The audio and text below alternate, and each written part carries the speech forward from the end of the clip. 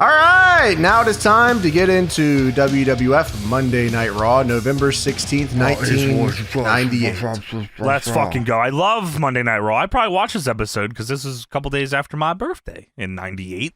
My birthday's the same number every year. Oh, that's cool. It's crazy how that works. I don't know if that works the same for you guys. Yeah. Before we talk about this episode of Raw, let's see what's going on in the world of wrestling with the Wrestling Observer newsletter. We've covered this area a little bit, so I'm going a couple days behind this one here. From the Observer, November 2nd, 1998, Meltzer writes, what appears to be a 7-figure catastrophe will ironically be viewed by people who see pro wrestling as nothing more than a Monday Night ratings battle as a brilliant maneuver. It wasn't either brilliant nor a maneuver, but the end result of approximately 25% of the systems shutting off the Halloween Havoc pay-per-view on October 25th early, and WCW putting the Bill Goldberg versus Diamond Dallas Page title match on free Nitro the next night was that Goldberg versus Page broke the all-time cable television viewing record by doing a 7.18 rating. Nice. Whoa. This broke the all-time viewership record set on 7-9 for the Hogan-Goldberg title change, which did a 6.91. Halloween Havoc went about 3 hours and 22 minutes in a time slot originally scheduled for a maximum of 2 hours and 50 minutes. Because of that, about 25% of the systems around the country cut off the show before this conclusion, with different systems cutting it off at different times. Some systems went down at the 2-hour, 55-minute mark, or just before the finish to Hogan versus Warrior, which we watched recently on Patreon, actually. Great match. with the fireball.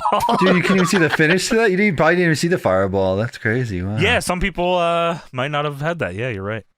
Some people never watched it, never saw it, then quit watching wrestling forever. By the way, here's a good one for you, James. I know you're a big fan of Big Dick Dudley, yes? Oh, sure.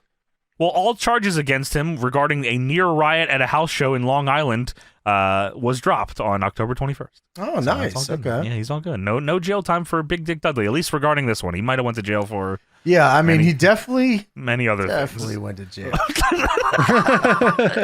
Meltzer writes, Jenna Jameson is coming in to manage the new tag team of Ahmed Johnson and Sid Vicious. Sounds awesome. Well, he writes, actually, that's a bad joke. None of that is true. Well, fuck you then, bitch. What? Supposedly it was... I'm canceling my Observer. Supposedly that was a rumor at the time, Tony, that Ahmed and Sid were going to be a team and Jenna Jameson was going to manage them. Which, dude, that sounds like the craziest thing ever. I would love to see that. Wow, that would have been that insane. Sounds like my dream ECW group, Tony. Right? Yeah. Ahmed Johnson, Sid Vicious, Jenna Jameson. Yeah. The Dudley Boys. ECW Fed. From the Observer, November 9th, 1998, in a major stunner, Jesse Ventura, who I didn't realize that Jesse Ventura's shoot name wasn't Jesse Ventura. That pisses me off. What is it? Is James Janos. Oh, okay. Yeah. Well, he was elected governor of Minnesota on November 3rd. Oh, congrats. He made a victory speech at about midnight Central Time, winning an election where he was a distant third in the polls until literally the day of the election. We've somehow gone over his whole career in politics. I've not watched one singular match. I couldn't tell you any of his moves. Unless I played like Legends of Wrestling, and he probably did a scoop slam, right? That's probably all he did. Pile driver, guaranteed. Pile driver, backbreaker, probably. Right? Back body drop. Yeah, that's it. Sleeper hold. Surely. Yeah, starting at Union. Or not, that didn't happen. No fucking way, dude. In ECW news, Paul Heyman spoke with Vader during the week. The subject of working the pay-per-view, the role would have been as Tommy Dreamer's mystery partner, came up. Vader turned it down, saying that Tommy Dreamer sucks shit. No, he said that... Damn, that would have been crazy. I was waiting for that. Vader says to Tommy Dreamer, you fat son of a bitch. Vader turned it down, saying that he brought it up to Stan Hansen, who thought it wouldn't be a good idea politically for Japan. Yokozuna was asked to do a run-in. This is WCW news. Yokozuna was asked to do a run-in in the Hall versus Nash match in Las Vegas to attack Nash. That's Yokozuna, 1998. That's right, WCW on Nitro. He was offered $10,000 just for the run-in and turned it down because he said he was too busy. Then Scott Hall called him up and started yelling at him to get down to the building, but he still didn't come. He was busy, he said. Oh, shit. All right. He's eating sandwiches. I know that shit was good. Was he going to join the NWO or what? What's the bring Yokozuna in for? He was going to help Scott Hall in a match? Yeah, join the NWO White or White Hollywood maybe. or whatever. Yeah, What? maybe. That But, is like, insane. Yokozuna doing a run-in, first of all, is fucking crazy. Yeah, That's not that's fucking happening. crazy. I mean, that would have been awesome. I hope it was in like street clothes. Wow, he's just Rodney. Normal guy, Zuna. Big. This is Zuna. Holy shit, that would be awesome. He's in jeans. He's actually just The Rock. He's just the Zuna. That kind of kick ass. I would actually kind of I'd be fuck with interested that. in seeing that. Well, speaking of things that kick ass, James. Not in Yoko, Tampa- by the way. No, not of course not. In Tampa on October 30th, 450-pound Bubba the Love Sponge, a DJ who has actually done some pro wrestling matches for WCW, did a run-in on the WWF show and gave Gerald Briscoe a big splash. Dude. Get this guy out. Get him out of He here. should run off a short pier. He should stand upon the Titantron. Let's see what happens. From the Observer, November 16th, 1998, which is the day of the show that we're watching, Yokozuna worked several indie dates this past week in New Jersey and Maryland. Yeah, One time. of them being DPW. I guess he did have some time, James. He said to still be gigantic, Meltzer writes, which I would be... Well, goddamn. If he showed up not gigantic, I would you'd be ask pissed. for half the money back. Yeah, he's in great shape. He's looking thin. Who the hell is this? Why did I pay for 3 airplane seats? Yeah, what the hell? You look great. Yokozuna has told people that he was never offered the spot to do the run-in versus the Hall in the Hall versus Nass match, but several in WCW insisted it was the case, and Hall was calling him up trying to convince him that it was an easy 10 grand. So the Shit would have been dope. I mean, Hell yeah. running in jeans, like, I just want to see it happen. Does Zuna Sit on Kevin Nash. Yeah, drop the legs, split the bonsai pants. drop? Whoa. Split the pants. He would definitely do the leg drop, and Hogan would be like, "What the fuck is You going fucking on? kidding me, brother? I'm going home now." Dude, Hogan just beat him again. Yeah, I got to beat you. I got to go over, brother. Even better, Yokozuna slim in jeans doing the leg drop. What the fuck, brother? Get this guy some sandwiches.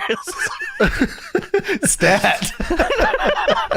In WWF news, a lot of speculation this past week has revolved around the situation between the WWF and its top star, Stone Cold Steve Austin, not Goldust. Shocking. Yeah, what the fuck? Well, he's on the show, so it's all Well, good. thank God. Thank God. At press time, it appears the situation is stable and not all that different from usual. The biggest problem stemmed from Bill Goldberg getting a role in the upcoming Jean-Claude Van Damme movie Universal Soldier 2 that the producers originally wanted Stone Cold Steve Austin for. They went to the WWF, and according to the WWF officials' claim, and told Austin, offered $55,000 for the role. Well, the WWF turned it down as being too low without ever consulting with Austin. The producers then went to WCW and said, "You guys got a Stone Cold over here?" And they gave him Goldberg. And Horace Hogan got thrown out the back by his shirt collar. Get the fuck out of here. Bill Goldberg, come on down. Supposedly, Austin's agent must have brought the movie up, and Austin knew nothing about it in the first place and told Austin that Goldberg was getting $250,000 for the role. Austin complained to McMahon, who gave him a $50,000 figure as to what was offered and that it was too low, but eventually McMahon put the heat on Jim Bell, who heads licensing, saying that he was the one that fielded the offer and turned it down and blamed him for not consulting Austin first. McMahon ended up actually sending Austin a company letter of apology for how it was all handled, which pretty well smoothed everything over. How about you send me a company check, brother, Yeah, why don't you send me $250,000, you asswipe? and make a movie for me now? Universal Soldier 2, huh? So Goldberg's in this fucking thing? I'm sure it was great. I don't see Goldberg listed on here, but there's quite the lineup here, boys. They got Gary Busey, Burt Reynolds. Wow. This got a 2 out of 9. Stone on a lot Cold of was these supposed to be sites. both of those guys. They had to license out his role to a bunch of different people. I don't even see Goldberg's in this. Frank McNulty is in this. It'd be funny if he like had a character and they just cut every scene he was in. Just cut it, dude. This guy's not Stone Fuck Cold. this. We need Stone Cold. Fuck off, man. Last 2 things here. This is in developmental news. Kurt Angle was the star of the training camp once again last week, and they got high hopes for him starting early next year, which, I think everyone's already heard how fantastic Kurt is in the early days, and how, I mean, Kurt's the fucking best. Well, some things never change for a lot of guys here. Like, Kurt's always great, and something that never changes is Teddy Hart getting fired. Teddy Hart was fired this past week here. No. He had a developmental deal of $25,000 per year, but screwed up his second straight camp and was sent home early again. Well, Wow. Well, that stays the story for ever. 20 more years. The next 20 years, yes, at least. Who knows, man? They might ID his ass. Dude, that'd be crazy. T.Hart. Well, there you go. That is it for the Observer. Now let's talk about WWF Monday Night Raw. Raw is War. November 16th, 1998. Hey, let's get into Monday Night Raw. We start with the cold open showing us what happened last night at Survivor Series Deadly Game. Because it's a deadly game. I like the song for that fucking show. I love this It pay-per-view. is a good song. Good song, yeah. Yeah, this is actually a great pay-per-view. Great look. Big Skull is iconic. Big fucking skull. Yeah, Gawain Dill or whatever is in that. Gawain Dill. Who? You know what I'm talking about? What are you talking about? You know, Dilberg. Gawain? Who? Is the Patreon name Gawain Dill? Favorite show because he remembers Gawain Dill. Yeah, totally, yeah. Gawain? Gilbert? You're talking about Gilbert? Yes. Dwayne Gill? I'm talking about the Dill Dozer. Don't you know that guy? What? Oh, they did have this skull at the Rage Party, the WrestleMania Rage Party. I remember they put that skull Yeah, up there. that's true. Dwayne Gill. Dwayne Gill? You guys know They that tried guy? to get him to do a movie. WCW had Gawain Dill. They did. Dwayne Dill? Are you sure? Yeah, The Dilberg. goat? That's my Dill goat. Pickle, you know? Dilberg. Tommy Pickle. Shit, that was Dill his gimmick, the Pickle. goat. The goat, Gawain Dill. Spider-Man was bit by a radioactive spider. I was bit by a goat. And he fucked my name up. So, Oh, yeah. Series Deadly Dill. Game, of course. Yeah. Good show, so- by the way. Lots of iconic Attitude Era moments at this show. They show a lot of clips from this forever, yeah. So yeah, they show Austin hitting Mankind with a stunner. Shane, who was thought to be a face at the time here, slides in as a referee and stops the count at 2 and then flips off Austin, which is a tremendous shot. And JR on commentary is flipping out, 3, where's the 3? 3? Usually there's like 100 things in the cold open. It was just the one. Yeah, they didn't even show Rock turning. They didn't even show his old I dust. thought that was... Or Gawain Dill. Dude, which is weird. Yeah, I mean, they didn't even evolve his character here on this show. Why Dilberg? No story-ass company. Dude, craziest shit here, though, because they don't... The main thing is The Rock becomes champion and he joins He's the corporate corporation. champ. Yeah. They don't show it. They only show... Yeah, Austin got screwed. Let's move That on is from... weird. I guess because, well, Tony, I guess they decided to hold off a little there because they have a 20-minute promo to fucking explain what happened. Oh, you're at the right. They also first. like to... This era... What do you got, James? I know you're snickering over there. What are you thinking about? You got something on your mind. What are you thinking about? Well, I just thought it was weird that during... I'm trying to do a serious show here. Yeah, I hear you no, laughing yeah. in the background. Yeah, I'm sorry. I just thought it was weird that during the service you didn't read that. Dwayne Dill was supposed to be the corporate champion. They must have took it out for some reason. I don't know how they redact some things sometimes. Yeah, plans got changed or whatever. Oh, they Dr. can't give away Redacted. too much info. You know, we got Yeah, of Yokozuna course. coming to WCW. They can't give away Dwayne Dill also. Skinny. Skinny Yokozuna is coming. Del Scott Hall. In jeans. What were you saying, Toby? I'm sorry. Yeah, no, we're good. I was just saying that this era was like they always went to buy the replay. Remember the replays? You got to get the replay and watch Well, of the course, pay-per-view dude, all of them over. had sponsors, too. Yeah, so they were. That's why they didn't show the finish. You got to get the replay, find out who the champion is. Oh, the pay-per-view replay you're talking about. That's what I mean. Okay. Yes, they always used to sell the pay-per-view replays on a Tuesday encore, special encore. Yeah. Yeah, so that's why they didn't give away the finish. So we get into the corporation town hall to start the show. Life in a box. You got life in a box. And by first. life in a box, I love this intro. There are so many Mankind spots in this intro. Oddly enough, He's getting over it's weird that he takes all the bumps for everybody. Of course. for everyone, literally everyone. There's a sign in the crowd that says "Hard 24/7." Okay, I saw that one. I wrote that one down. Hard 24/7. Goat sign. It's fucking awesome. There's a lot of crazy signs on this show, actually. But as James said, Tony Chimel introduces the owners of the World Wrestling Federation, Shane and Mr. McMahon. And Shane and Vince come out, no music yet. They're not called the corporation yet, but there's a lot of references to corporate and They become like that tonight. Oh, is that right? Well, they become Team Corporate. Team Corporate. Yeah, I think we should call them that. Team Corporate. I think you should go back to the drawing board. Yeah, figure it out, buddy. Okay, we'll do better next week. How about that? Sorry about that. Do not watch WCW. So Shane and Vince come out, no music, as I said, with the Big Boss Man, Gerald Briscoe, Pat Patterson, and Sergeant Slaughter.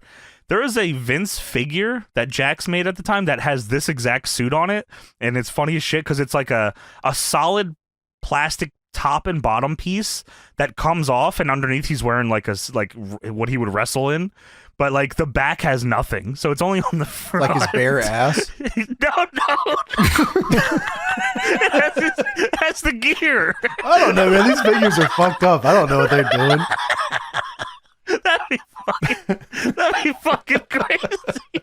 There's just nothing back there. just blank ass. So the crowd's immediately chanting asshole to him, and Vince says, "Oh, thank you for your warm Kentucky response." There's a sign in the crowd that says, "Count to 3, Shane," and it has 3 middle fingers. That's good.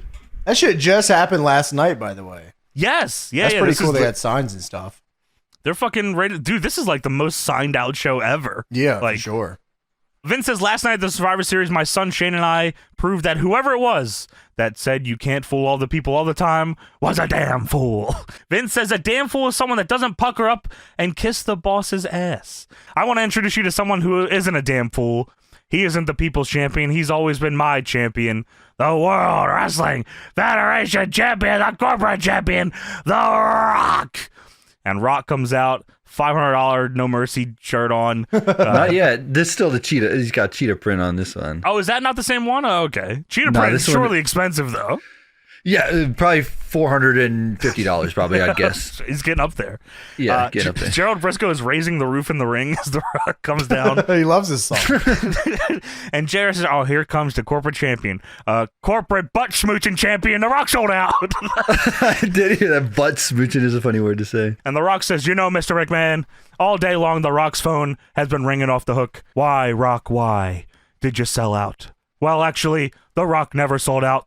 The Rock just got ahead. I said, "Oh, okay, cool." So this is like, that's what he did. I thought he was gonna say that. I was like, "Wow," but I was like, "No way they would have had Seth just steal this in 15 years." The Rock said he'd rather be the people's ass than ever kiss Vince's. But now The Rock says he would much rather kiss Mr. McMahon's ass than ever, and The Rock means ever. Kiss yours if you smell what The Rock is cooking. And I was like, okay, this is the end of the fucking segment. We're like 10 minutes in here. Got the gimmick over. We're all good here. And Vince gets back on the mic. I say, hey, what are you doing here? So this is the promo where he changes the people's eyebrow to the corporate eyebrow. Yeah, all his moves are now corporate. Yeah, so this is a pretty big statement promo, I think. But like, this goes 20. It's unbelievable how long this goes. Vince gets on the mic and he says, "What's it like to kiss Mr. McMahon's ass? I've often wondered." And Shane gets on the mic and says, I kind of like it. He's The Rock too. Nah. What the hell? Dude, get this guy the fuck off the airwaves. What's going on here? And The Rock says, "If The Rock may, hell, he's a millionaire. He's a WWF champ. You do smell what The Rock is cooking." And they all laugh. I don't know what this meant. Then Vince says, "We're going to watch a videotape now." I said, what the fuck do we got to watch? So I was like, oh, maybe like you were saying, Tony, maybe they waited till now to show what happened with The Rock or whatever. Because like this is the big segment where they were setting it up right here. Yeah, of course. So Vince directs everyone's attention to the Titantron. It takes a while to play anything. He says, "Oh, I look good." Dude, that was funny as shit. It was awkward, Take but a yeah, look he at the saved it. Tron. Oh, yeah, I look pretty good. Hey, look at that, look good. Then it shows Stone Cold walking in the building, big fucking pop, and Vince staring at the Tron, watching Stone Cold enter the building. He says, What the hell is that? Get him off the Titantron. Get him off that. So they show Austin walking through for a minute. Then they eventually take it off, and Vince says, "All right, Austin's here. Good. I'm glad he's here, so he can take a look at this footage." God, with the footage. So then they show 3 weeks worth of videos. They show Aces and 8 style. Dude, it is the whole rundown of like the swerve here, where Shane was against Vince, and Shane says he got Stone Cold hired back 3 weeks ago. Then 2 weeks ago, Shane got into the ring to help pull Bossman off of Austin. And then last week, Shane was the special guest ref in a match, and Bossman tried to attack him. Then Austin made the save for him. And also last week, The Rock was laid out, and The Rock says, "You'd think The Rock had been attacked by goddamn King Kong." He just laid out in the back. Then they show Mankind getting his toenails painted. And Vince says, "Oh, look at this pathetic soul. You want to talk about gullible? You want to talk about a makeover? Folks, you can't shine caca." Voiceover on top of the promo. Then The Rock hits the corporate elbow on Mark Henry, or the people's elbow at that time, I guess still. Shane slides in, counts to 3 for him. Then they screw job Mankind in Survivor Series. And now we're back to the ring. And now Shane says, "Hey, can you run the footage of us screwing Stone Cold?" I said, "No more fucking videos, man. God damn you." So they show the video that they showed at the top of Stone Cold hitting the stunner on Mankind, and then Shane slides in and stops at 2 and flips him off. And Shane says to see Austin's face was absolutely priceless. Yeah. Yeah. Well, Stone Cold's music hits, and here comes the Texas Rattlesnake, by God. And I mean, this is the most popular man on the face of the earth. I mean, hell yeah. It doesn't get more popular than this fucking guy. He is. I mean, he comes out here straight to the ring, 1v20. He doesn't care. He doesn't give a fuck. Yeah, I thought he was going to cut the promo at the top. No, dude, he gets right in the ring. I said, wow, that is fucking awesome. And Austin says, "I know you're just trying to provoke me, Vince, and it really doesn't make a damn, because I got something to get on my mind. If you think The Rock is a sorry sellout son of a bitch, give me a hell yeah." I thought he was just going to leave after that. That would be crazy. He did a funny thing when he came in. He was like going to go to the 4 corners to do the middle finger, and he just flips off Vince. That was pretty good. He stopped and turned around and flipped him off. Yeah, that was good. Yeah, that was awesome. Well, Vince says, "I'm not trying to provoke you. I'd just like to remind you of the clause in your new contract that my son Shane signed. Unless you were provoked, you can't lay a hand on me."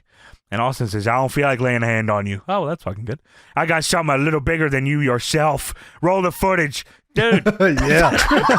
Play that footage. What the fuck? They must have paid a lot of money for this Titantron. They're getting a lot of use out of it tonight, especially. So 2 weeks ago, Shane said that the day after Survivor Series, Stone Cold will get his title shot on Raw. Why the fuck did he do that? I already overruled that, so who cares? "Well, son, I got a legally binding document here that gives me a shot at The Rock here tonight." Dude, the crowd goes ape shit when he pulls out this contract. Woo! Let's go, Austin's got legal documents. He didn't even say anything yet. He just pulled out this fucking piece of paper. Woo! And Shane is trying to reason with Vince. He says, "I had no choice." So I guess something happened where Shane actually signed this contract to give Austin the shot at the title the day after Raw, already knowing that Austin wouldn't be champion. I guess he was he not? Yeah, so the idea, right? I guess the idea for this whole match contract thing was, oh, you got your shot in the Survivor Series. That was your match. So then, like, this was null and void. That was the idea. "Well, I got documents, son, and you know who checked them out? Well, it was the goddamn 3rd District Judge Horn." Of Lexington. You know Horn? "Well, if you don't believe Judge Horn, Toby, I got one more piece of footage for you." No! Oh, more footage. Come on. Then on the Tron, fucking Judge Mills Lane has the documents. He's in a courtroom. There he is, Judge Horn. That's my man, Horn. Judge Mills Lane says it is a binding contract, and it was signed on Monday, November 2nd by Shane McMahon, and it states the day after Survivor Series, Stone Cold Steve Austin will compete for the WWF Championship, and it is my ruling that tonight, Stone Cold will get his title shot live on Raw. And Austin says, oh, hell yeah. So Austin's music hits, Team Corporate are pissed. Austin then stops at the ramp, gets back on the mic while his music is playing and says, I'm going to beat your corporate ass. You're looking at a new champion. That's the bottom line because Stone Cold said so. I said, wow. I mean, thankfully, I was able to talk about that in less than 20. But yeah, this was a 20-minute opening segment to explain all of that. This might be one of the longest opening segments we've watched in over 250 It's got to be up there, weeks. Right? Like, it has to be top three at the very least. And I don't know if there is a more jarring next match ever. Yeah, I mean, this was like a go-to for them at the time. The Oddities versus DX. The Oddities of Kurgan, Golga, and Giant Silva against Billy Gunn, Road Dogg, and X-Pac. And I'm like, the first thing they show is you hear JR saying, oh, 6-man tag action here. And I'm just staring at Violent and Jay as what the fuck is going on?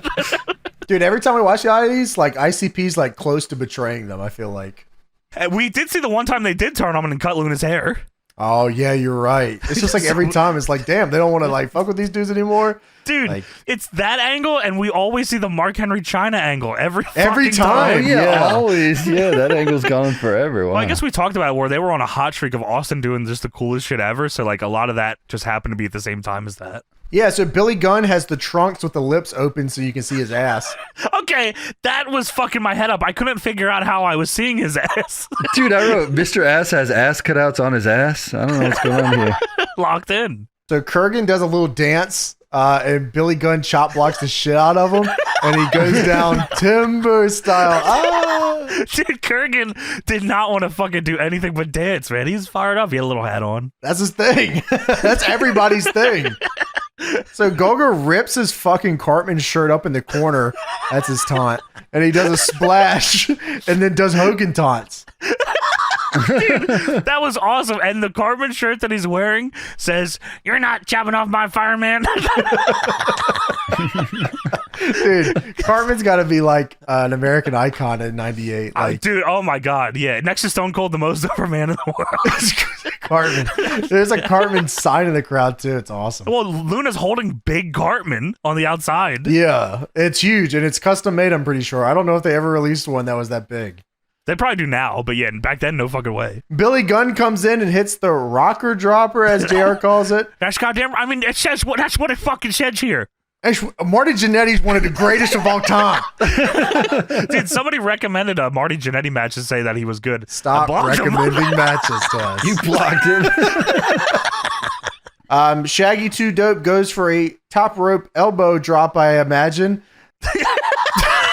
You'd have to imagine, James, because they didn't show it. But Billy Gunn moves, and Shaggy hits Golga, allowing the New Age Outlaws and X-Pac to win this match. Wow, upset fucking victory here. I thought the Oddities were on a hot streak, going to get some tag title shots. But sadly, they still have issues with the ICP, and they've only ever had issues with the fucking ICP. In 1998, the New Age Outlaws and X-Pac have to have a fluke Shaggy 2 Dope elbow drop to beat them. They can't just beat Golga. That's crazy. So Kurgan, of course, is pissed at ICP. He is pissed. And JR, after the pin, says, well, that made no sense. Ain't that the fucking truth? Yeah. The Headbangers come out and attack Road Dogg on the ramp as Billy and X-Pac take forever to get out of the ring. They just stomp him out on the ramp. Dude, I swear to God, I legit like didn't see X-Pac for like most of this segment. He didn't get tagged in. Like, I legit didn't know he was in the match, and then like he got off the apron. I said, "What the fuck?" I thought it was like a 3v2. So we go backstage. Mankind is running around in the dark. This is his home, of course. Well, he found home again, James. He's going to the boiler room, which he's been away from since trying to join the team corporate. And Mankind says, "You made me cut my hair. You made me shave my beard. You gave me those stupid shoes. I wouldn't want to be in your shoes, Vince. Ozzy Timberlake. I don't know what he's fucking saying here. What the fuck? Yeah, I don't know. Dude, I bet this looked crazy on a CRT. It was dark on my monitor. I can't imagine seeing it on a CRT. The segment later is like barely watchable. Yeah, it's actually crazy. We go backstage. Vince is with the corporation. Vince says that he has an unscheduled WWF title match tonight. It was definitely scheduled. And now he has to deal with this Mankind shit. So someone go deal with it. Yeah, boss man, you stay with me. Which one of you two is going to go take care of Mankind? He's talking to Patterson and Briscoe. Vince says, Pat, you known him longest. You go talk to him. And just remember, he's gullible. So that's one of the crux of the show is that they are trying to stop Mankind from getting involved in the title match tonight. We have a Ken Shamrock Town Hall. I thought it was going to be a match. I did too. He came out in his gear and like his title, gear. and I said, okay. I think he was thrown off. He said, "You want me to do what? You want me to go cut a promo?" Can you just go out there and talk, Sean? I mean, Steve Blackman, we double booked him and so like, you got to go do something. You got to go make this match. I don't know what to tell you. Yeah, all right. So Shamrock comes out with the IC title. It's the block logo title, by the way, not scratch. That's weird. It is weird. It's definitely always weird to see that one. Ken Shamrock even says, I swear to God in this promo, he says, I don't usually do this. Dude, they say on commentary, a man of few words, or a man of usually few words. That's like his gimmick, is that he's a man of few words. Hey, this guy sucks at talking. Everybody. What if we gave him more words? Well, how's he going to get better, son? Yeah, just prefacing it so in case the promo sucks. Yeah, he's usually not a talker. He just they said, according to my format, ladies and gentlemen, we are not scheduled to see Ken Shamrock in action here tonight, but he is dressed and ready to compete. Maybe Shamrock just showed up to the building on time and got in his gear to take promo pictures, which is always fucking tremendous Thank to do. you so much. in the Attitude Era, never. No, they're always showing up at 9, 10, 11. Well, Austin just showed up. Shamrock says, first of all, let me make it real clear. I ain't too happy about Survivor Series. I got screwed. Shamrock says, I'd rather be fighting than talking. That's the line, James. I'd rather be fighting than talking. Oh, yeah, okay. But seems this is the only way I'm going to get my point across specifically. And boss man, you know I'm talking about you screwed me twice, and you won't do it again because tonight in this ring, I'm challenging you to step with me face to face. And if that ain't enough, because I don't think you're the kind of man to stand on your own 2 feet, I'm going to throw in the Intercontinental title on the line. All right. Why the fuck did this just happen? Dude, I don't know. And why is he already in his gear? Why didn't Vince McMahon just backstage go, Big Boss Man, you're facing him for the IC title tonight? Yeah, you go handle Shamrock tonight. No. Shamrock has to make the challenge, and if you know, why do they just have the match? Who gives a shit? Yeah, you're right. There's story behind it anyway. They could have just said it during the entrances. Yeah, well, Bossman's been kicking his ass the last couple they weeks. Do. They show the footage. Yeah, what the fuck? If you don't want to just face me, I guess I'll put this shitty ass little title on the line if that'll make you feel any better. Sean, you need to learn how to talk better. You really fucked me tonight, son. I wish Steve Blackman was here. Jesus God. I stood up for you. I said, this guy can do it. You know, I mean, where the hell is Dan Chevron? I mean, what the fuck? All right, so we move on from the Ken Shamrock Town Hall, and we move into Val Venis versus Mark Henry. Which, I mean, like, there may never be anyone that's ever watched Val Venis versus Mark Henry as much as we have. I mean, this is fucking unbelievable, this is a WWF No Mercy classic right here. Oh my God, we've done this match. Holy shit, you're right. What the fuck? I swear to God, I was watching this match, and when fucking spoilers, China comes out, I legit had to stop to make sure we hadn't watched the show already. Because I said, we've watched I did it a few times, by the way, because yeah, the episode we watched like a few weeks or I don't know, time's crazy. We watched an episode where like a lot of this shit got recapped, and I was like, holy fuck. Yes. They do show Lawler and JR at commentary with Lawler with his little boy haircut. Dude, that hair is nuts. Like, get this guy off the streets, man. What do you mean? I look fucking good, bitch. You look like a smacked ass, son. Oh, sorry. Your hair is ridiculous. All right, well, why don't you take your hat off? You got a big hat on. Fuck you. Anyway. Yeah, that's right. So Sable. You keep talking, we got a problem. Venis versus Mark Henry. Hello, ladies. Oh no, dude, you can't do the Val Venis voice. You can't do it. Well, You're banned. You're banned. It's good. It's a good impression. Too good. You're banned. Bareback. I thought dude, that's really good. I thought he was in the room with us. Oh That's hell crazy. no! Well, you know something, If he's in Toby? the room with us, Tony, call the police. Help, Hey, James, 911 why about don't me. you suck my penis? Holy shit! Well, damn, I just want to know something, ladies. Goddamn. Yeah, Val Venis is here. There's 9 dudes in the crowd. Hey man, You gotta get the promo. You got some good promo here, you know. Hello, ladies. No, you're good. You're good. Understandable. Yeah, so Mark Henry welcomes Val Venis into the ring by giving him a stiff fucking forearm here to start this Holy one off. shit, he that hits him was so crazy. hard. Yeah, that was awesome. So JR tells us that Mark Henry is 27 and Val Venis is 28 here. That's right, ladies. I love 2-8 pussy. Ladies. Ladies. 2-8. Bareback. JR, of course, was part of the scouting of the talent for this era. Yes. So like, Good eye. yeah, I think it. I think it helps like commentary when they're a part of the company outside of just watching the show. Sure. Okay, I can see like- that because they're more invested in like the guys. Yeah, and JR cares about like the wrestlers that he recruited to the company. Right. Yeah, so China comes out on the ramp here. Mark Henry turns to the ramp and gives a huge smile. Huge smile. Val Venis rolls up Mark Henry as he's smiling at China at the ramp, universe mode style, and then heads out of the ring while D'Lo trips getting in the ring trying to grab him. He eats shit. Yeah, dude, I was like, wow, I can't believe this angle exists so many times in my life. I don't know why I got to keep fucking watching this angle. Dude, Mark Henry grabs the mic and says, "Hey, girlfriend, how you doing?" Yeah, I know that my lawyer and your lawyer have been having a lot of problems, but let's forget about all that. All I want is for me and you to go out on a nice dinner. No sex involved. I just want you. No sex involved. He does say that. No sex involved. God, what a waste of fucking time. And then Mark Henry recites a poem. I couldn't even bring myself to write this down, so I didn't. So no pussy.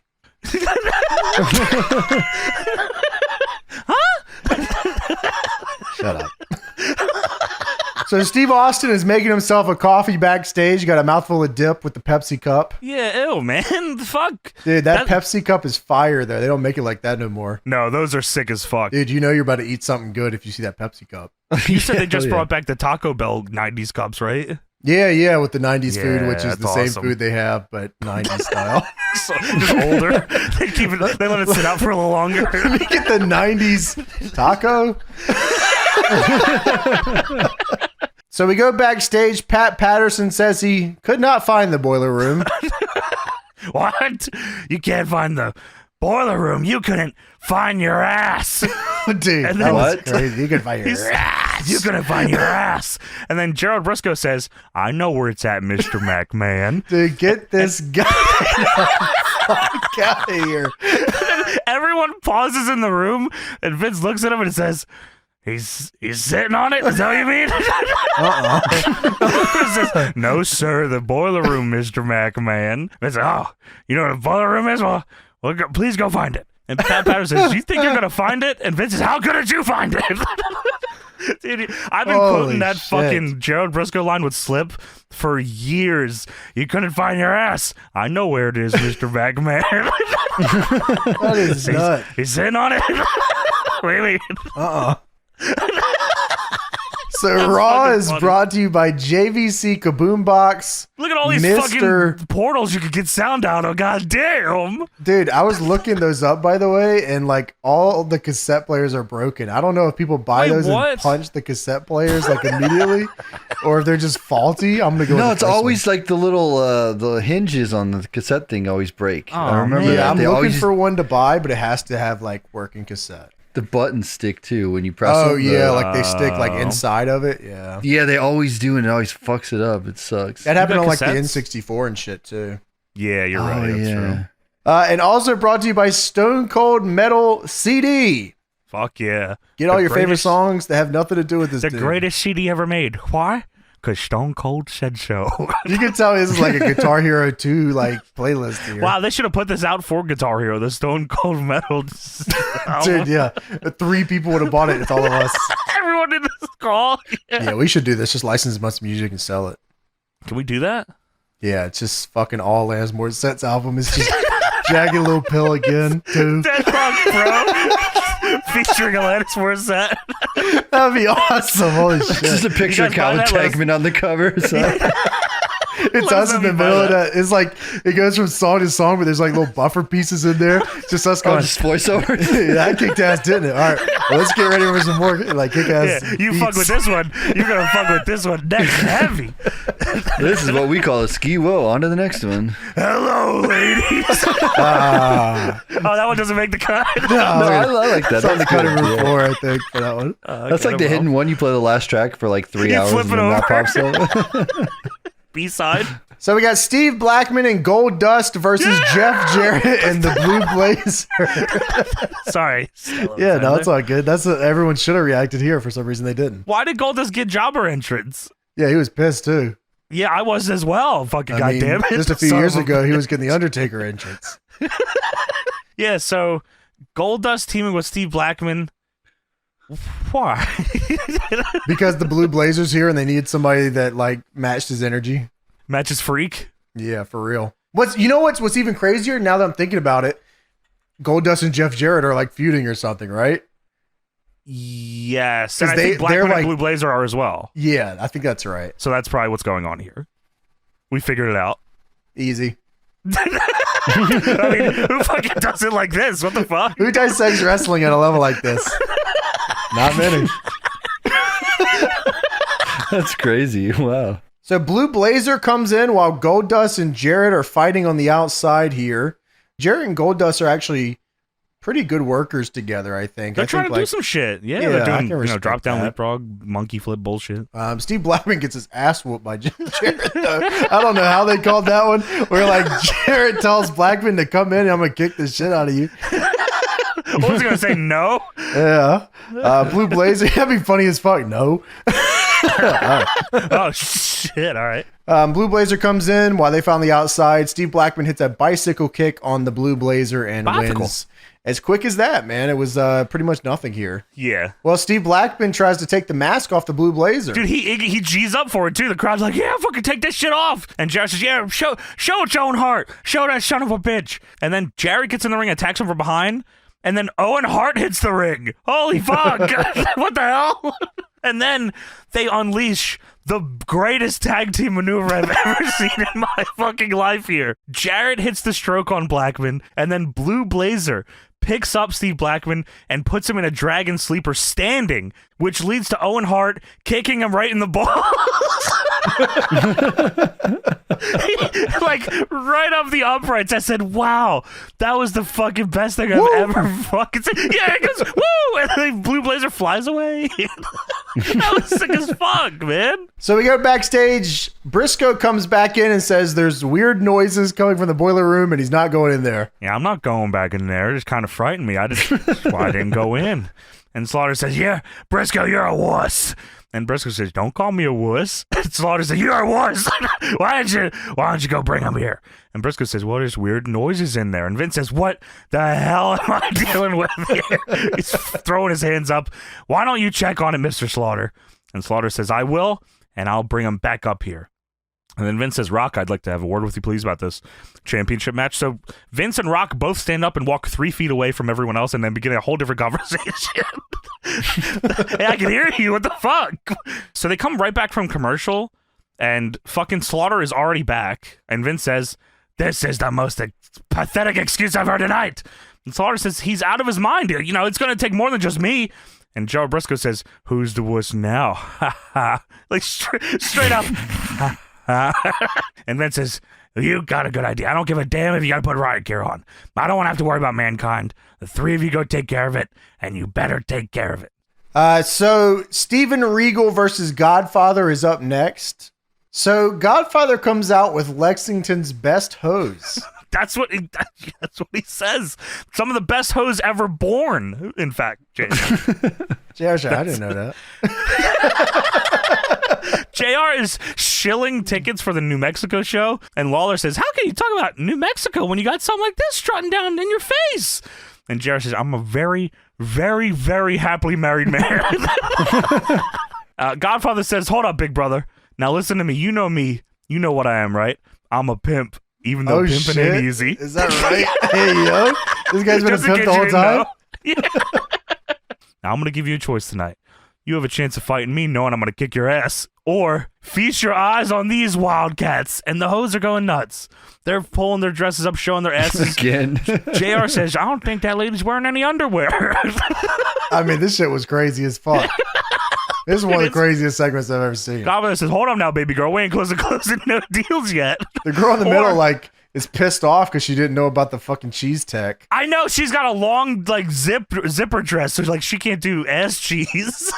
Crowd damn near boos her when she tries to show her ass. She bends over, and they go, boo. I can't do nothing. The fucking dress, jeez. Well, fucking rip that thing off. What the fuck? What the hell? Oh, sorry. I mean, what I meant to say is I love my wife. My wife. Very nice. Very nice. I think at one point, I don't know if it's this segment or later, he's like, my mom was watching at home. It's this segment, yeah. You know my mom was watching. So Godfather says, I'm going to do something I normally don't do. I'm going to do this for the working man, if you will. I'm going to give you all three of these hoes for free for the whole night. Oh, hell yeah. The girls are going crazy. The crowd is losing their mind. Godfather says, you know, working man don't get nothing like that. I mean, I ain't never seen the host freaking like this. This is Dude, this nuts. has to be beginning of the hose where they didn't like give them any orders. Just go out there and be hose. All right. Yeah, no problem. And Regal takes the mic and he says, now normally there's nothing more that I'd like to kick your head in, but I may be from England. But the last time I checked, my name is Steven Regal, not Elton John. So I'll take the broads. All right. Dude, Steven Regal says he's fucking something tonight. So he takes the hose and leaves, James. He does. He takes the hose and leaves. This is Steven Regal spelled Stephen, by the way. Stephen. My name's Stefan Regal. And I'm fucking something. And then Godfather takes off his hat and his chain as Regal leaves, and Godfather says something fucking real crazy that gets bleeped. And JR says, well, that's fucking crazy. That's fucking weird. And it offends Steven Regal so much that Regal runs back down the ramp, and him and Godfather are now throwing punches at each other at ringside. They're like shoot fighting. I don't know. There's refs that are trying to break them up. Hey, how about like put the guys in the ring so they can have the scheduled match they were gonna have? Why? No, the match got legally thrown out when he accepted the three O's for Mills free. Lane said that. Yeah, he said he accepted the three O's. The match is over. That's legally binding. Ring the Let's fucking bell. Let's throw the Tron on and we'll check out this video. Yeah, package. check the We got footage first off. Let's see. As you can see here, it starts like drawing circles around it. Steven Regal accepted the three O's. These three O's. Here's one of those assholes. Like John Madden's big arrow. Here's this one's boobs. This one didn't do as well. She got booed. So, yeah, they're fighting at ringside. The refs are trying to fucking pull them off, and JR on commentary says, there's something happening in the back regarding Kane. I hear there's something going on with Kane. Hopefully we could get a camera back there. See what's going on with Kane. The fuck are you talking about, buddy? So eventually we do go backstage, and I was like, I thought Kane was like hit by a bus or like currently on fire. Like, he made it sound like there was like a happening. But what was happening was Kane is just walking around backstage, and that's fucking crazy for him to be doing this. He walks up to a stagehand, and he grabs him, and he throws him into a truck. Then he grabs another stagehand, and he choke slams him onto the bed of a truck, and then he walks away. Well, thanks for that. That's good. That was a preceding announcement by Richard Sandwich. Thank you, Kane. I appreciate you. So Ken Shamrock versus Big Boss Man. IC title on the line. Shamrock goes on the steps and hits his head and yells. Yeah, that's what it's all about. Shame me, son to me, man. That's what it's all about right here. So last week in a hardcore match, Shamrock brained Mankind with a chair on the ramp.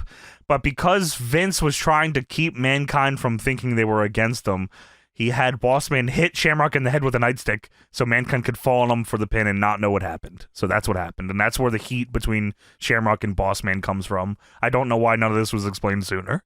So the ref tries to separate them out of the corner, and they both end up punching the ref at the same time and keep fighting. Yeah, they take turns taking 5 counts and double goozling each other in the corner. At one point, Bossman breaks the hold and looks at the ref and says, "Get the fuck out of my way!" And the ref just says, "Ah, fuck it," throws the match. Well, they both punched him in the head. They both punched him in the head and then went back to doing moves. Like, Shamrock does a leg lariat. The fuck are you doing? And they keep fighting till they're broken up, and then Vince and Shane come down here. Because, of course, we haven't seen them enough on this show, have we? We got to see fucking Vince and Shane here because they're trying to break this up. Shamrock and Bossman are, breaking out of the fight to fight each other more and more. Shamrock at one point, of course, yells, "Ah!" I mean, if he's not yelling that at least like a few times every couple minutes, like he's fucking up. So Vince is in the ring with Shane, and Vince says, "What the hell are you doing? What the hell are you two doing? You're beating the hell out of each other for what? Not for me. Come on, Shamrock, listen. I said before, you weren't the sharpest knife in the drawer, but you are for sure the most dangerous. You stupid bastard. And I could use a man like you, and you and I are a lot alike, Kenny. Think about it. We come from broken homes. And everything we got in life, we had to claw and fight our way to the top 4. And you think these people care about you? They don't give a damn about you. And I can give you the one thing I never had growing up, and that's family. Families stick together. Think about it. We've got a great corporate champion, a corporate enforcer, and every corporation needs a dangerous man." So we go backstage. Kane is walking, and a few fans say, "Oh my God, Kane! I'm a huge fan. Help, Kane! Love Kane. I'd like to get an autograph." And Kane, of course, goozles this fan onto a concrete wall. That was nice of him. And the police immediately come. Dude, this GTA or some shit. What Holy the shit, fuck? Tony. GTA got a star. Cops 5-star immediately rating. Kane goozles 5-star rating. Cops show up immediately. Oh, Kane. Oh, man, I love you, buddy. Kane lets go and then runs away. Dude, not even runs, Tony. He just he doesn't even look at the cops. He lets the guy go and then just walks up the street. Hey, man, shoot this fucking guy. The NPC's like, "What was that?" "Oh, nothing. All right, we're good." GTA style, Tony, where they're unloading the clip on his fucking Dude, hell no. You activated the cheat code. Get off me. Dude, and then he spawns a jetpack and flies away. the police heard there's a big red man walking around goozling people and letting them go. I'll shoot this man on sight. Kane is a cheat code. Holy shit. Kane Spawns a motorcycle. You're tank. There it is. Yeah. Kane gives him the fucked up Vice City jump. He jumps forward and punches him in the head. Yeah. Oh shit, my bad. Unsheaths a katana. Just swinging it around hoping to chop his head off. Damn, man. I mean, like, sometimes GTA would be based if they did these angles on TV. I mean, the cops pulled up and they're unloading 16 guns at Kane from behind. Holy fuck. It just shows the cops unloading and like, holy fuck. And it goes to commercial. The next scene, Kane's coming out of a hospital just walking. He's good.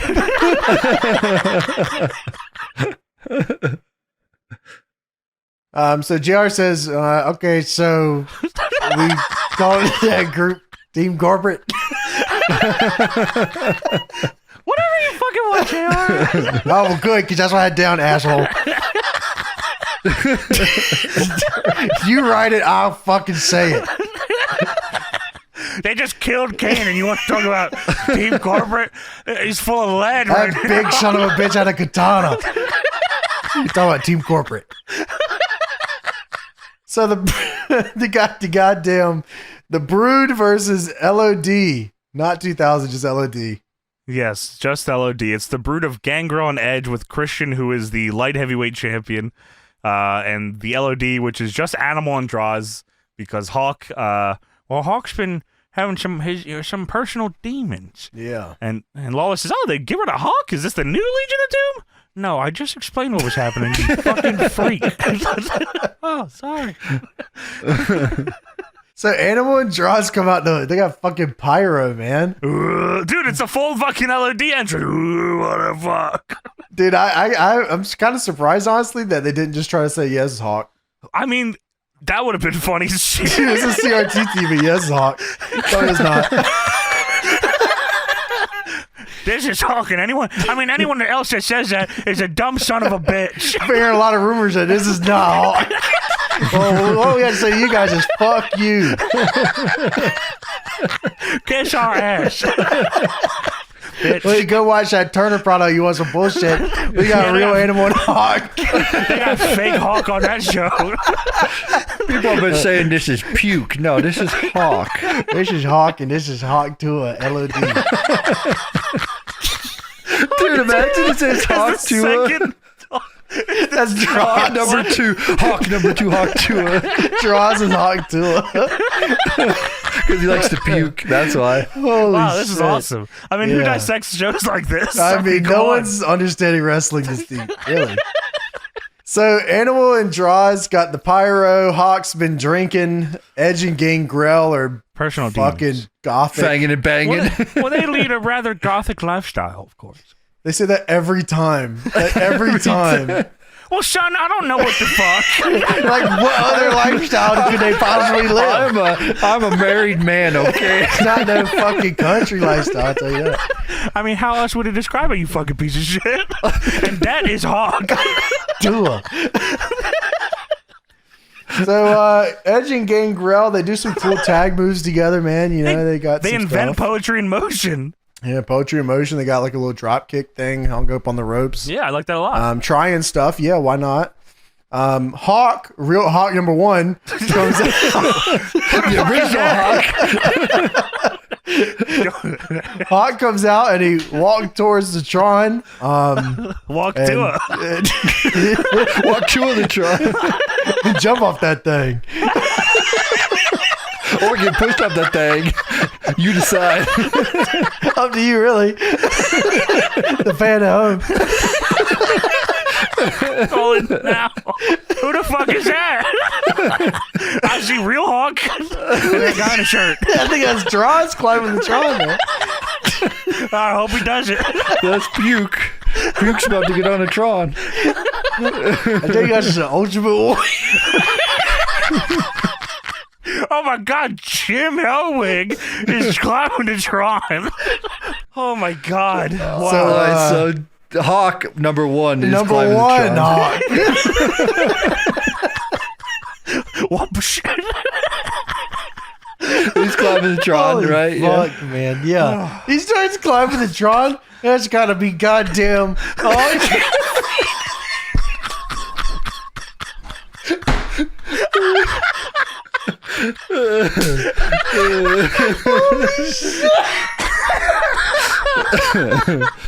So Animal and Droz Who? are now Animal and Hawk too.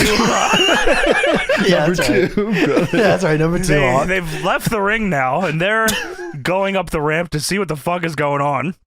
And Hawk, number 1, is now That's Mike.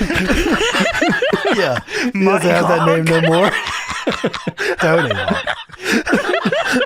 Hawk Tua and the Mike Hawk. All right.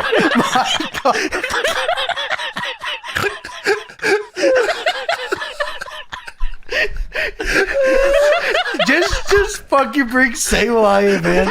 Just fucking go ahead and bring Get Sable on. Can we move on with this show? Please. Sable. I mean, Mike Hawk. dude, look, this is the How the most. fuck is this guy's name Mike Hawk? I mean, this is fucking ridiculous. I mean, come on, this is the most ridiculous fucking segment of all time. Mike Hawk is on the Tron. Right. Mike Hawk, which is Hawk number 1, is now at the very top of the Tron. And JR nonchalantly says, "Oh, by God, that's a little dangerous up there, guy." Yeah. The bell rings, the Brood wins by count out, and then we go to commercial break. We're back from commercial, and Animal is now trying to talk Mike Hawk down from the Tron. This is supposed to be a serious angle, by the way. Animal's yelling at him, "Nothing is worth this. This business ain't worth this." And Hawk, who we can hear, is yelling down at him, "I want you to have to live with this. I'm going to go out in glory." He goes, Oh, my God. Holy fucking shit. And Animal, of course, being the best, he's doing his best to help him here. He yells, "Calm down, Mike." Mike Hawk. So Mike Hawk is now pointing down at Droz saying, "He's misleading you." And Animal says, "Be careful up there." To which Hawk responds, "No, I'm going to jump." All right, fuck it. Do a flip. Do a kickflip. We can do the Doomsday if my backup slows it up. Yeah, let's make something cool out of it. Hold on, Paul. Get on my shoulders. Let's stack 3 dudes on my shoulders, see how many he can take out. Oh, what a rush. So Paul Ellering is here now. Oh my God, he used to manage them. And Paul says, "You're a troubled spirit, Hawk. I know that. And I know that right now you don't care very much about your life, but I care about it. And my kids still call you Uncle. And remember when you and Animal and I would ride down the highway and you told us the story of your mother 6 months before she died, Hawk? You knew about it and she knew about it. And every day she told you that things would always work out." And Hawk responds to this by yelling, "Shut up, go to hell." Shut up! Say it down!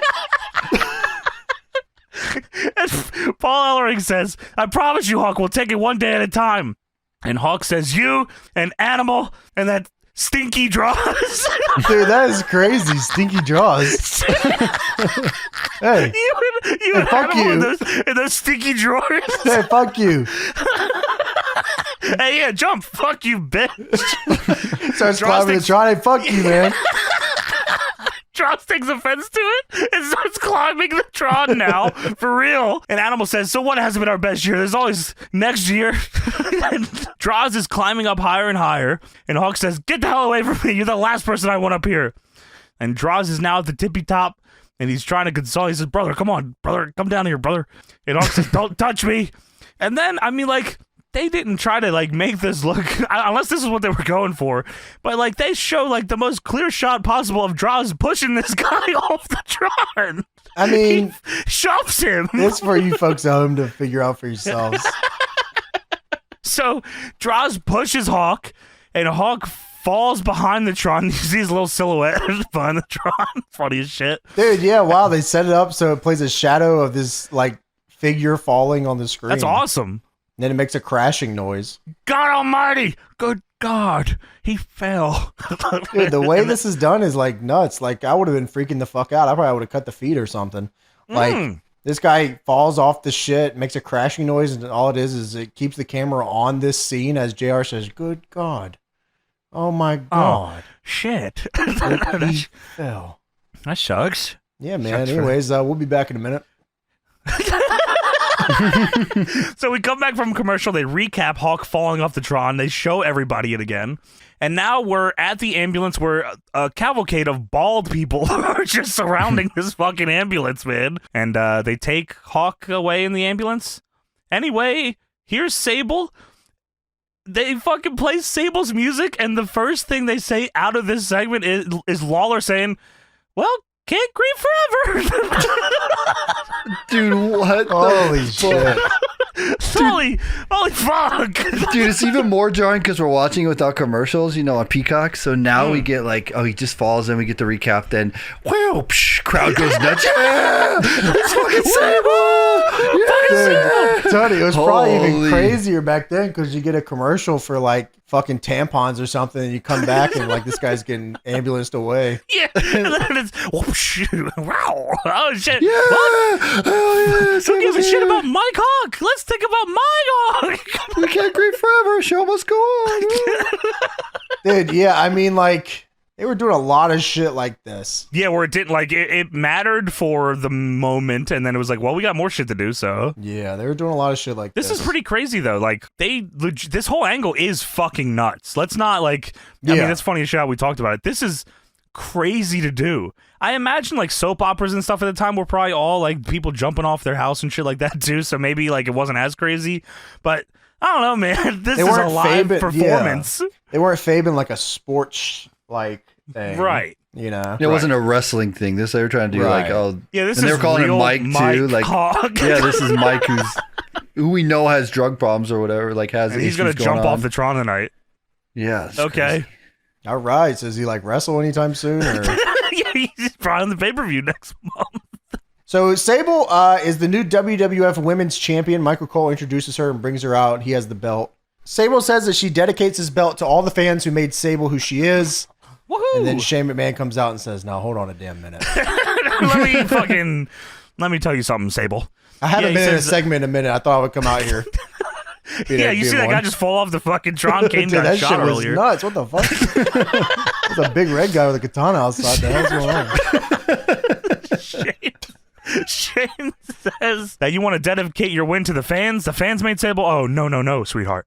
There's only one man who made Sable, and that is the man, Vincent K. McMahon, my pops. And Sable says, made me a star. I worked damn hard, and nobody gave me anything. And Shane says, oh, you worked real hard for it, didn't you, Sable? Well, I guess that's what women just like you always do. And then Shane snickers and then leaves. And Sable says, real women, Shane, the only thing you know about real women are the ones you can buy. And honey, this one ain't for sale. Big pop. Sable leaves. Whoopsh, and Jared says, Hawk has been taken to a hospital and he's breathing. Oh, that's good. Just in case you were wondering. Yeah, no, that's good. All right, thank you. He's doing just fine. Yeah, don't worry about it, guys. It's fucking no big deal. So The Rock is sneering into his locker and talking shit to a wall, getting ready for his title match. Spits on the floor. What's wrong with Crazy you, buddy? guy. Yeah, So he looks the big, though. He does. Yeah, he looks good here. Steve Austin looks good too. PlayStation Slam of the Week featuring Medieval, a gothic tale straight from the grave. Yes. The Rock attacked Mankind Survivor Series, and there you go. Yeah. Right. It was they did the screw job finish where Mankind didn't quit and they rang the bell and gave Rock the win, and then Mankind was questioning it after the match, and Vince says, you don't get it? Well, get this. And Rock hit him in the back of the head with the title, and Rock bottomed it. I have to tell you, this is a great idea, having the PlayStation Slam of the Week and then featuring a game. Like if you did this and then featured a different game every time. Oh, That's yeah, like a good right, idea, yeah. man. Like that if, is pretty smart. if they did that like every week in like AEW or something, right? Like the Xbox Slam of the Week, and it just features some Xbox game every week that's different. That's actually fucking very that'd be smart. cool. You're That'd be right. good. Maybe idea. like the Game Pass, Xbox Game Pass Slam of the Week, and Oh. it's just like different games on the Game Pass or something. That, on that month. that'd be yeah. awesome. Yeah, that'd be dope. That is fucking smart. Write that down for us. So we go backstage. The Stooges are now in football gear, and now they're still fucking about to kill Mankind. Well, it's a miracle that we were able to say anything about this segment because it is fucking impossible to see anything. This is the darkest. Like, I understand the boiler room is supposed to be dark and dingy, but like, fuck, man, I can't see. Get a goddamn light on the thing camera here. or something. Yeah. Yeah, right. The camera doesn't have a light. I know this is being filmed. Like, I understand that part of that. Like, but whatever. So Patterson and Briscoe, as James said, and Slaughter are all wearing fucking football helmets and pads and shit. And Briscoe says, "This is the best I could find." And Slaughter says, "Let's go get him before we lose our jobs." And then they all start walking towards the boiler room. And Joe Briscoe says, "I'm gonna pass out." Patterson and Briscoe are Hey, calling lock out the for fuck in, man. Like, Yeah, dude, I mean, fucking we pick it gotta up. get Jesus. Mankind. Get on the sticks. What the fuck is wrong with you? Patterson and Briscoe are calling out for Mick. Slaughter is just yelling Mankind. And they go into the boiler room and they split up, but it is short-lived because Mankind comes out of nowhere and hits Pat Patterson in the head with a trash can lid, but he is wearing a helmet, but I guess that didn't matter because it hurt him enough to knock him over. Then he grabs Gerald Briscoe and dunks Gerald Briscoe, who is wearing a helmet, his entire head into a sink. I'm guessing he is drowning him here. This is so fucking dark, I couldn't tell who was Dude, being it hit is, anymore. yeah. Mankind low blows Slaughter. Then he starts beating him with a pipe. He's just throwing these dudes all around. They fight out of the boiler room, and then Mankind just leaves the scene. So they Goodbye. were not able to stop the Mankind. Well, Stone Cold's getting ready beside the Coke machine. Well, goddamn, son, I gotta get coffee and then a Pepsi. So we go to The Rock versus Steve Austin WWF title match. The But first- corporation is out here with Ken Shamrock. Introducing Shane and Mr. McMahon. I was wondering what we'd see in this episode. It's been too long. I mean, it's been more than 5 minutes since I see these fucking two guys. And it's been a while since I heard Vince speak because, of course, he gets on the mic. Fucking... Did you No. miss me? I will let you know that I'm not happy about this match. Yes, I know. I've been watching. For 2 hours I've been watching, buddy. He said, I resent the hell out of Stone Cold for bringing in legal eagles that would bring a contract into this ring. And as far as I was concerned, last night was the last time you would ever come close to being the champion. He had his shot and he blew it. And Austin, you better be right, because this is it. Titan, Kentucky, your last shot. Then he introduces the corporate champion, The Rock. WWF title on the line, The Rock versus Stone Cold Steve Austin. Austin comes out to just a fucking humongous pop. I mean, this guy is the coolest dude of all time. Dude, by the way, Ken Shamrock in gym shorts looks fucking insane, man. This is the biggest guy alive. Dude, he's bursting out of his skin. He's huge. Yeah, fucking Shane goes to put his arm around him and then can only put his arm on his trap because it's sticking out so much. Like, it's actually insane. Well, he's going to talk next week. You smell what The Rock is cooking? Huh. Austin walks in and starts beating the shit out of The Rock right Vest away. on. Yeah, which is awesome. I love that.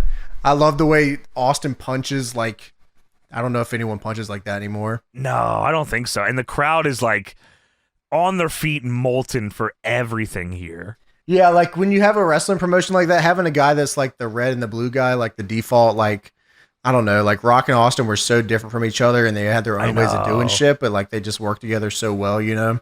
That's so awesome. having like your red and blue default guys that like you can always go back to, that's always nice. That's fucking so sick, yeah. And this is like their most over, you could argue. So The Rock gets out of the ring and tries to walk away from the match. He says, "Oh, fuck it, man. It's not even that serious." So Austin chases his ass down and hits him with a line. on the ramp, big pop. Austin actually is still hitting the elbow from the second rope at this time, which is cool. He stops awesome. doing that, yeah, as his knees start getting worse. Yeah, they go to the outside and Rock lines them over the barricade. Now they're fighting in the crowd. Dude, when sorry, just to go back for a second, when he did the line off the second, a fan jumped the rail and is like on hard cam shot, like jumping around, and a security guard fucking tackles him. Then they go to the outside, and now you see 4 security guards dragging the fan over the barricade and taking him away. And then, yes, as you said, they fight over the barricade. Rock has Austin in front of the announce table, and he's giving him these little fucking baby kicks, but with full theatrics, which is funny. Austin hits the double bird elbow using the ring as the ropes on The Rock, who's on the announce table. That was fucking awesome. That was so sick. Yeah, he needed to bounce off something. He needed momentum. So Austin goes for a pile driver on the floor, but Rock back body drops him. Rock hits the corporate elbow on Steve in the ring, and instead of going for the pin, he grabs that chin lock. Dude, he does the corporate elbow, and the end wind up for the elbow is him pantomiming drinking. The ref gives Austin the 3 arm drops, and Austin gives the middle finger on the third one. And now Mankind is out here trying to kill Vince McMahon. Instead, he will now fight with Big Boss Man on the outside. So Shamrock and Boss Man are now kicking Mankind's ass. Austin goes for a stunner, but Rock gets out. He gets the rock bottom in, but Austin gets out, and then Austin hits a stunner. Oh my god. Big fucking falsy here. He's going to win the WWF title, but the ref gets pulled out. No. And wait a minute, that's the Undertaker with a big shovel. Dude, What okay, the we hell? definitely have seen this too. Yeah, no, this shit was funny as fuck. Undertaker with it's that a big ass shovel. Yeah, that big Yeah, shovel. that golden shovel. Dude, it's a 2-second shot between them showing fucking Shamrock pulling the ref. Then you see Undertaker and Paul Bearer for 2 seconds, and it's like, what? Wait, what the fuck was that? Dude, it just cuts back to the hard cut to Undertaker with a big shovel is so fucking funny. We talked about in the episode where they recap this, but that is like one of the funniest visuals ever. Big ass shovel. Just Undertaker What the walking fuck? with a big shovel. What the fuck? And Paul Bearer with him. So Taker hits Austin with the big shovel. Oh my god. Oh. JR says Austin could have a hell of a concussion. Spoiler alert, he does. That's the angle. That's the angle they run crazy. And JR says, "Why, Taker? Why? Why? So, Why yeah, what? Like why he attacked him or why he used a big shovel? Either or. All of it." Yeah, Austin gets brained with a shovel, DQ. Taker goes to hit him again with it, but Paul Bearer stops him. Rock and Vince leave up the ramp with the title. Taker and Paul Bearer eventually leave. Austin's fucked up in the ring, and as James said, the show ends with JR saying, "The Rock is still WWF Champion, but why? Why did Undertaker strike Austin?" With a shovel. What a Look at this fucking thing. Big ass shuffle. They do have on Peacock the extra attitude thing, which is Austin giving Shane, Bossman, and Shamrock stunners, and then drinking beer with Earl Hebner, and then Earl Hebner spitting an unbelievable amount of beer at Tony Chimmel on the floor. It's as easy as that, folks. It's as easy as that. Austin no sells the shovel, gets up, beats everyone's ass, sends everyone You're home not happy. supposed to see this, Tony, of course. Extra attitude.